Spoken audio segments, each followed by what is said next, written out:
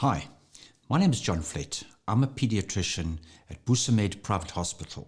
I'm going to talk to you about something that you've probably been hearing about from family, friends, or at least heard from other parents from the school that you go to, that all these kids are getting a serious infection called RSV, respiratory syncytial virus. You might have had your child had a nose infection that is not just a typical cold, that spread and caused lots of chestiness. I've got to say that we've been seeing an enormous number of children this year that have been coming into the practice with not just typical colds. It's almost as though you can hear the same child 35 times with the same cough. Just that sound of that cough, that deep, chesty, wet, productive cough. It can start off with high fevers, make a child very unwell, and we've been admitting children to hospital in a way that we haven't for at least a couple of years. So I'm going to tell you about the RSV virus and what you should be looking at as parents and how we should be preparing over the next couple of months. First of all, RSV is a virus that tends to be seasonal.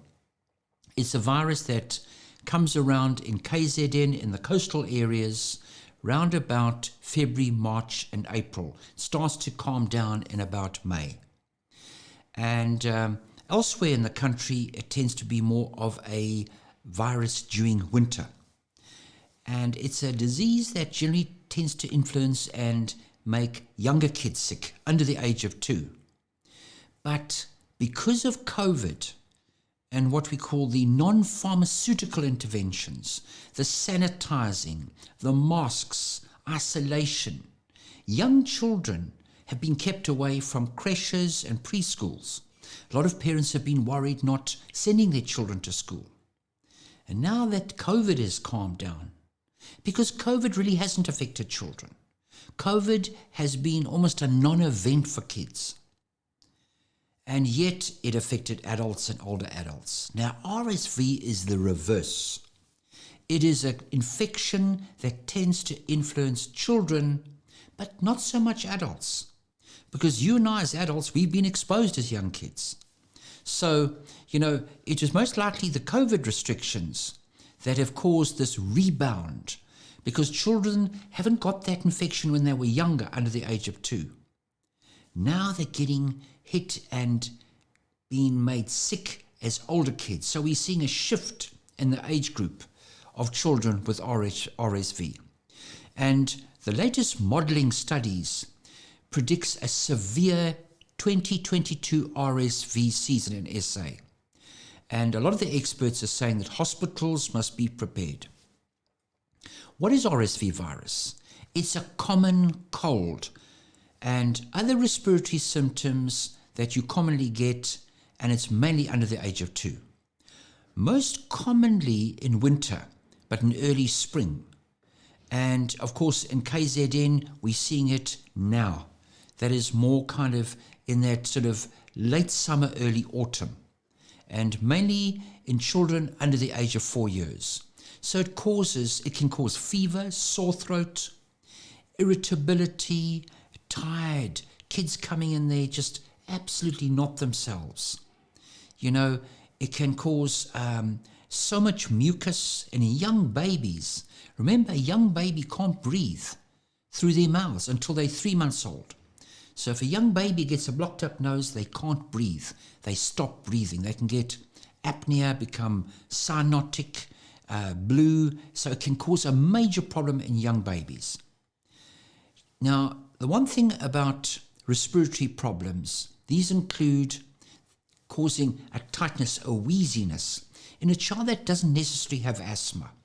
It causes such like mucus plugging, like mozzarella, industrial proportions, like Victoria Falls with mozzarella at the back of the throat, sinuses, chestiness. It can cause pneumonia, and my goodness, we've been admitting children left, right, and center with these problems. And of course, if you have an underlying problem like asthma or a weak immune system, then, or a heart problem, kind of like what we would say in adults, a pre-existing condition, a comorbidity, it's going to affect your child worse. So kids with weak immune systems that are premature, who have other chronic lung problems, are mostly affected. What is the incubation period and contagious periods? This is something that I think is quite important to understand. The incubation period is about 1 week, and the most common is about sort of 4 to 6 days.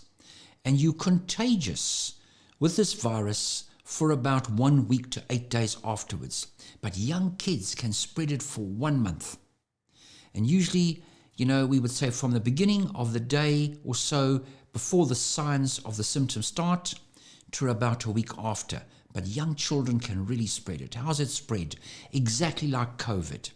A droplet, mucus. And of course, kids, there's close contact with each other.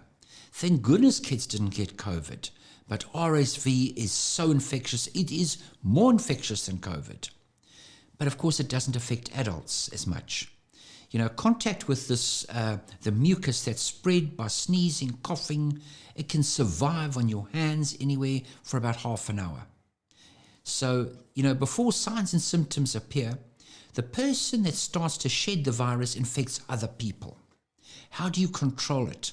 Exactly like COVID. Sanitizers, washing hands. That's the most important thing. Exactly the way you would treat and kind of avoid COVID, that's exactly the way you avoid the RSV virus.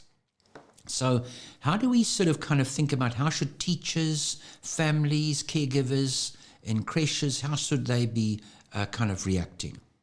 First of all, report the infection and let all those other parents know.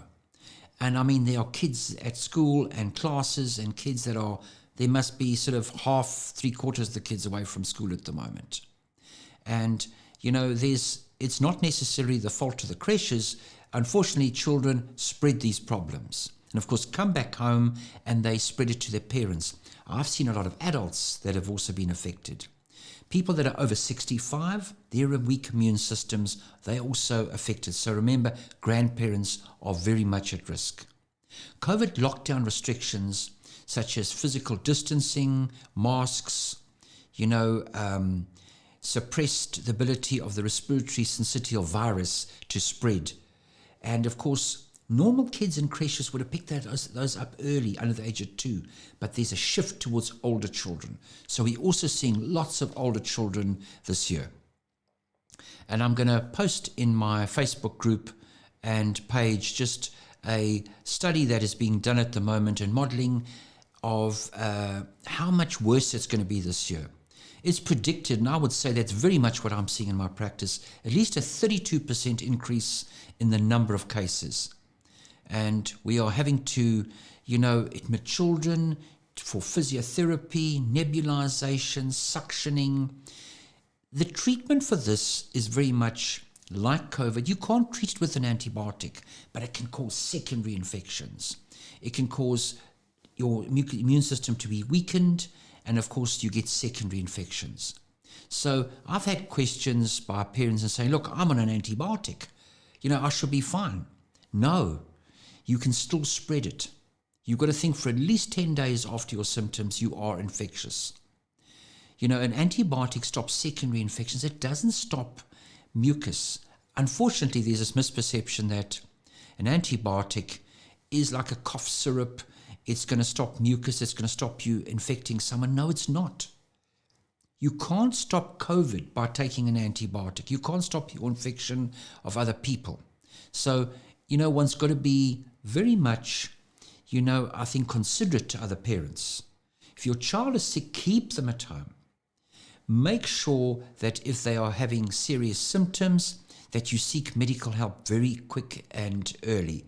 Because, what I'm seeing is parents may be delaying things. If your child has a high fever, unwell, battling to breathe, wheezy, mucousy, not eating, drinking, that's not a good sign. Sometimes we're having to admit young children. So lots of fluid, bring down the temperature, make sure that you use simple things like spraying the nose, younger children with nasal aspirators. They're upright, don't get them to sleep lying flat. Make sure that you get adequate medical help early. So I hope that helps you understand that this year the common colds are going to be a lot worse. So, if your child has got high fevers, they're breathing fast. There's this little muscle above the sternal notch here where it sort of kind of sucks in like this. That's a sign of respiratory distress. Little parts of the nose go up and down. You can see your child's breathing fast. Little areas in between the ribs called intercostal recession, sucking under the sternum. Those are signs of respiratory distress. It means that your child is battling to breathe. And that is something that you need to, if your child is having those symptoms, you need to seek medical help.